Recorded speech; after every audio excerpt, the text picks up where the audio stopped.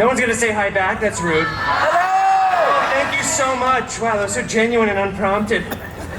Are you all here for story time? Yeah! Well, that's good to hear, because I certainly have a story to tell. Gosh, I love to talk.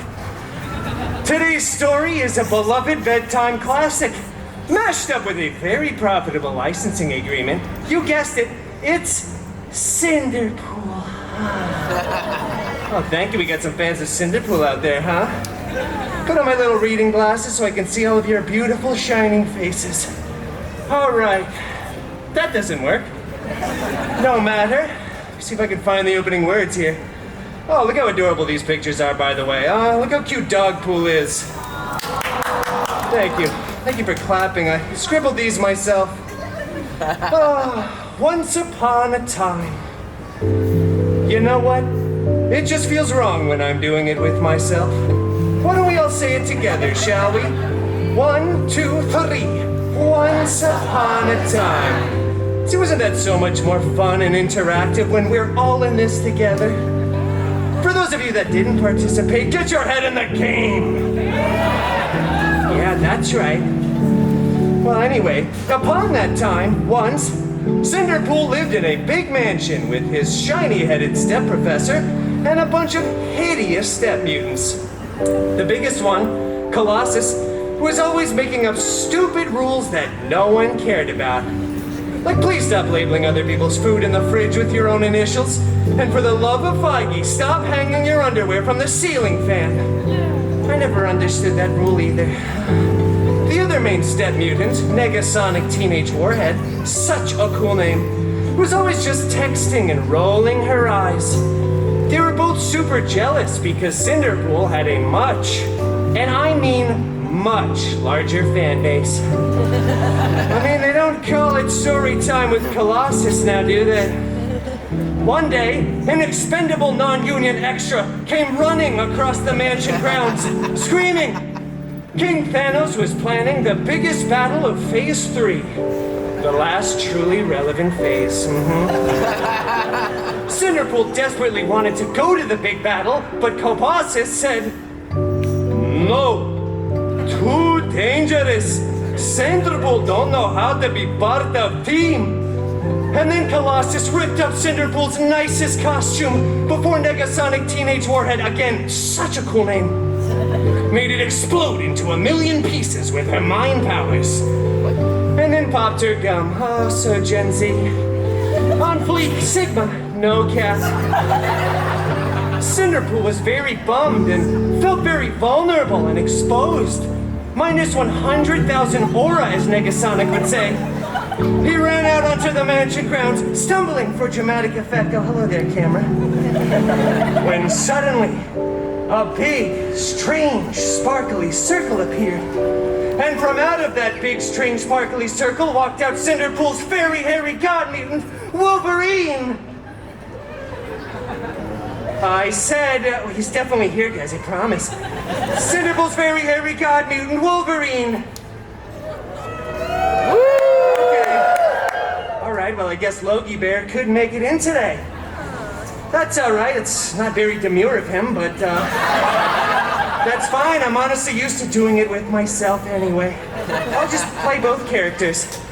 Oh, very hairy god mutant Wolverine! I desperately want to go to the big battle, but my mean step mutants vaporize my costume. Shut up! Growled Wolverine, lovingly. What? Why, I don't have a costume. I need to go to the big battle. Oh, stop your whining, all right? Just go find yourself a new costume. Stop bothering me. I'm going off to Pim's Test Kitchen to find a snack. Okay. Well, after that very sage and somewhat Australian advice, Cinderpool headed off to the wardrobe department to find a freshly laundered costume, and then went to the big battle. Cinderpool missed most of it, though, because he stopped for some delicious chimichangas along the way. Yeah, you know, priorities.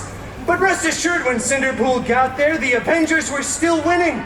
Captain America looked so cool and so ruggedly handsome in those pants. And then, as the aliens were finally fleeing away in defeat, Cinderpool saw something on the steps of one of the spaceships. It was a single glove. Wow, it was so fancy. Big and gold with beautiful jewels. I think there were 6 of them, not that that's really relevant information. I wonder who this fits, thought Cinderpool to himself, before trying it on. After some clicking, whizzing, and whirring, it adjusted right to Cinderpool's arm. Then, out of nowhere, Iron Man came flying in out of left field, screaming, "Hey, take that off! Don't you dare take this sacrifice from me! I really don't want to be Iron Man until I'm 90!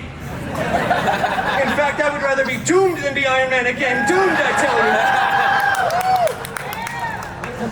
you!" Don't worry, guys. I'm just as confused as you guys are. And then other, much less relevant Avengers came running in too, saying things like, "Please put that down.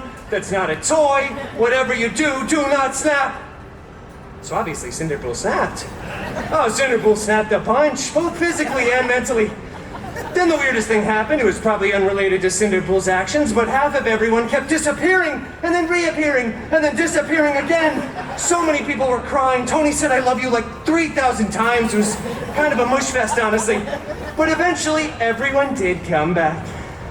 Well, except for those that texted and called during a movie theater experience. We didn't want them back. But everyone else did. But then the Avengers tackled Cinderpool, ripped off his new favorite glove, and when they went on to remake the movie, they CGI'd Tony's head onto Cinderpool's illustrious body, and it went on to become the most profitable film of the Feige cinematic universe. The FCU, as I like to call it. I know, I'm still workshopping that acronym. I feel like there's just one too many letters. That's okay, though. Everything honestly worked out fine for Cinderpool, because Cinderpool went on to start his own, even more successful franchise. Yeah! That's right. It was so successful, in fact, that Cinderpool was eventually invited to be part of the Avengers Endgame 2, Electric Boogaloo. Yeah, in theaters at some point. Stay tuned. Well, that's the end. Game, if you will. You see what I did there? Oh, don't say aw. That was pretty funny. Practiced that in the shower all morning. All right, well, anyway, thank you all for coming to another illustrious story time with your new favorite Disney princess, Deadpool.